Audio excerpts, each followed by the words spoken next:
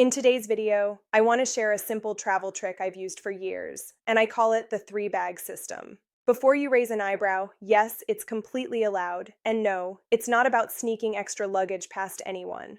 I've been traveling carry-on only for nearly 15 years, and my goal is to help you do the same if that's something you want. For most trips, this is exactly how I travel. I bring a roller carry-on, a personal item that stacks on top of it, and a small third bag like a crossbody, sling, or sometimes a mini backpack. That third bag is where I keep my essentials, my phone, wallet, passport, and anything I need to access quickly, so I'm never digging around when it matters. If you're heading out on a vacation, especially one that lasts a week or two or even longer, you're probably already planning to bring a roller carry-on and a personal item. The roller goes into the overhead bin, and the personal item slides under the seat in front of you. That part is standard, but once you actually arrive at your destination, you still need a smaller day bag for sightseeing. Something to hold your phone, wallet, maybe your passport, sunglasses, lip balm, sunscreen, all the small things you need on you when you're out exploring. At the airport, especially during boarding or tight connections, the last thing I want is to dig through a packed backpack or reach into the bottom of a full tote just to grab my phone.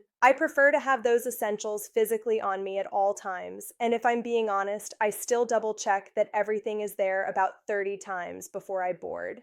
Here's where the challenge comes in. Most airlines allow only 2 bags when you board, not 3. That's where the system comes together. Before boarding, I make sure my third bag can be packed away. I unzip my personal item and tuck my sling or crossbody inside. Or if there's space, I slip it into my carry-on. This is one reason I prefer top-opening suitcases over clamshell styles. They're faster to access, especially at the gate. Packing cubes also make this much easier because nothing spills out when you open your bag in public. You can do this right at the gate or even in the restroom before boarding begins, and once that's done, you're ready to board fully within the rules.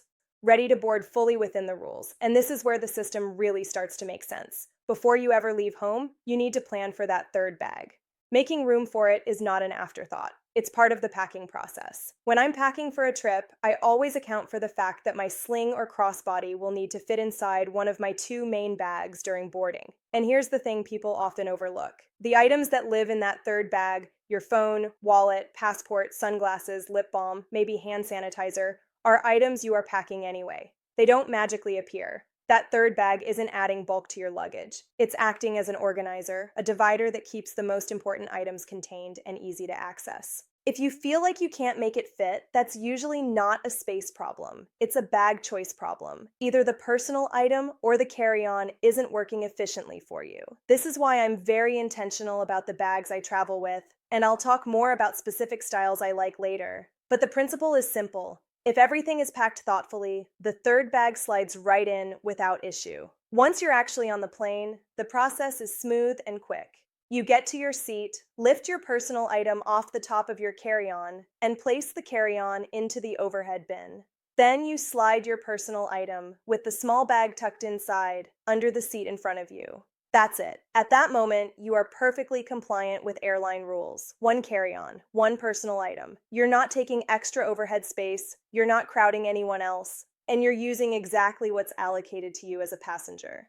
In my experience, under-seat spaces are often more generous than airlines make them sound online or than sizing bins suggest. That doesn't mean you should push the limits with an oversized bag, but being slightly over by a few centimeters in one direction usually isn't an issue in real-world conditions. Once you're settled, you may even find that you can pull your third bag out and place it beside your personal item, still fully within that same under-seat area. This gives you immediate access to your essentials throughout the flight. This setup is especially useful if you need to get up during the flight. If you're heading to the restroom, you can grab your small bag and go without worrying about leaving your phone, wallet, or passport behind in the seat pocket. Everything important stays with you. It's simple, but it makes the entire flight experience feel calmer and more controlled. This system becomes even more helpful when your personal item is a tote bag. Normally, I recommend personal items that fully zip closed because they're more secure and easier to manage under the seat. But there are exceptions. If I'm going on a beach vacation, for example, I like to bring a nice tote that doubles as my beach bag once I arrive.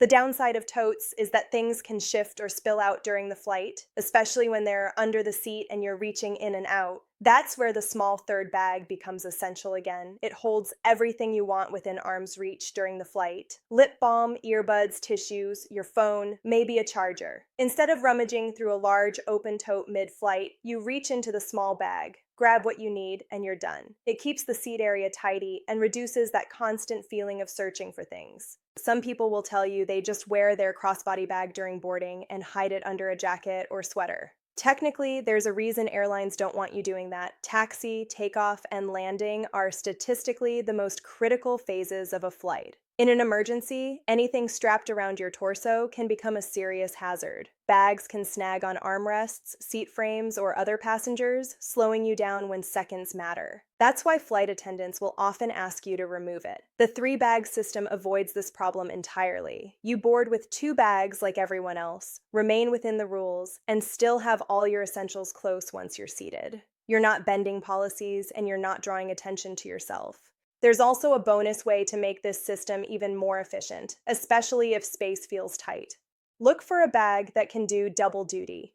Instead of bringing a dedicated tech pouch and a separate sling bag, consider using one small padded sling that can handle both roles. During the flight, it holds your chargers, cables, adapters, and maybe a power bank. Once you arrive at your hotel, you unload the tech items and repurpose the same bag as your sightseeing day bag. Now you've packed one item that serves two functions, which is always a win for carry-on travel. I've done this myself on longer trips, including recent travel around Europe, and it worked beautifully. It simplifies unpacking and reduces the number of loose items you're managing. The key is choosing a small bag that's structured enough to protect electronics, but comfortable enough to wear all day. When it comes to choosing that third bag, it really comes down to personal preference, how much you need to carry, and where you're going. Some people want multiple zippered compartments for organization. Others prefer something soft and flexible that packs down flat. I rotate between a few options depending on the trip. I like crossbody bags that hold more than they appear to, with secure closures and adjustable straps so they can be worn different ways, whether across the body during the day or shortened for evenings out. I also use sling bags that come in different sizes, which makes it easier to tailor the setup to the trip. For hot destinations where I'm walking all day, I love a small crossbody that can hold a water bottle along with essentials. Staying hydrated is non-negotiable, and having a dedicated spot for water makes a huge difference. These styles usually have just enough extra pockets for sunscreen, hand sanitizer, snacks, or lipstick without becoming bulky. If budget is a concern, there are also softer, unstructured bags that work very well because they compress easily inside a personal item. They don't take up unnecessary space and still function perfectly as a day bag once you arrive. All of these options serve the same purpose. They give you quick access to what matters most while keeping you organized and compliant during travel. And once you've used this system a few times, it becomes second nature. You stop feeling scattered at the airport. You stop worrying about where your passport is. Everything has a place, and that alone makes travel feel lighter. Feel easier and more enjoyable overall, because at the end of the day, this system isn't really about bags at all. It's about removing friction from your travel experience. When your essentials are always within reach and you're not constantly opening and closing multiple compartments, your stress level drops, you move through the airport with more confidence, and that matters more than most people realize. Choosing the right version of the three-bag system starts with being honest about how you travel. Some people love structure and lots of pockets. Others want something soft and flexible that disappears into a larger bag when needed. There's no single perfect option, but there is a perfect option for you. Think about where you're going and what you realistically carry in a day. If you're walking through cities for hours, you'll want something lightweight and comfortable that doesn't dig into your shoulder. If you're hopping in and out of cafes or museums, secure zippers and easy access become more important. The goal is to carry only what you actually use, not what you think you might need just in case. One of my favorite things about this system is how it adapts once you land. Your roller stays at the hotel. Your personal item often becomes a backup or shopping bag, and your small third bag becomes your daily companion. Because you've already been using it on the plane, you're familiar with where everything lives. There's no adjustment period. You don't need to repack your entire setup just to head out for the day. That continuity makes travel feel smoother, especially on longer trips where decision fatigue is real. This approach also helps with security. When your passport, wallet, and phone are always on your body in a small bag, You're less likely to leave them behind in a seat pocket or set them down somewhere and forget them. You're not opening your main bag in crowded areas, which reduces exposure and keeps your valuables discreet. For me, that peace of mind is worth just as much as the convenience. I also want to touch on something practical that often gets overlooked. Weight distribution matters. Carrying everything in one large personal item can strain your shoulder or back, especially during long walks through airports. A smaller crossbody or sling spreads that load more comfortably and keeps heavier items closer to your center of gravity. It's a subtle difference, but over the course of a long travel day, it adds up. Another benefit of this system is flexibility during the flight itself. If the seatbelt sign turns on and you need something from under the seat, you're not wrestling a full bag.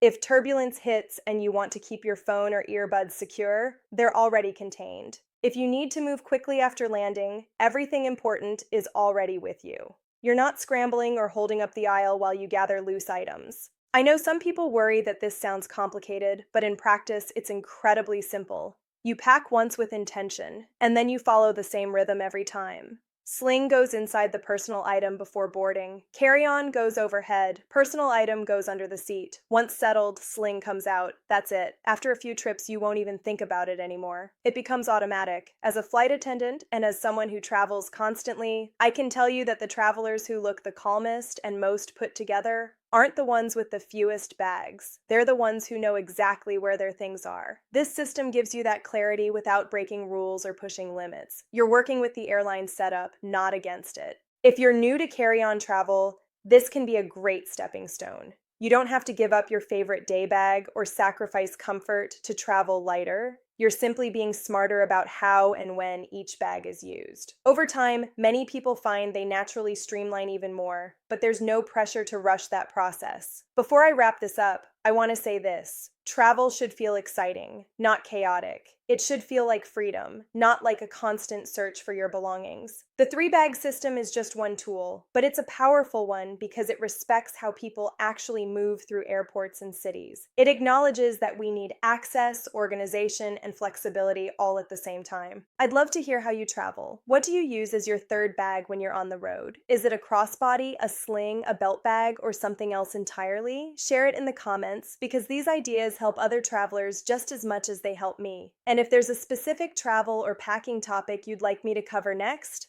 let me know. I'm always looking for ways to make travel feel lighter, easier, and more enjoyable. Thank you so much for spending this time with me. I'm Mila, and I'll see you in the next one.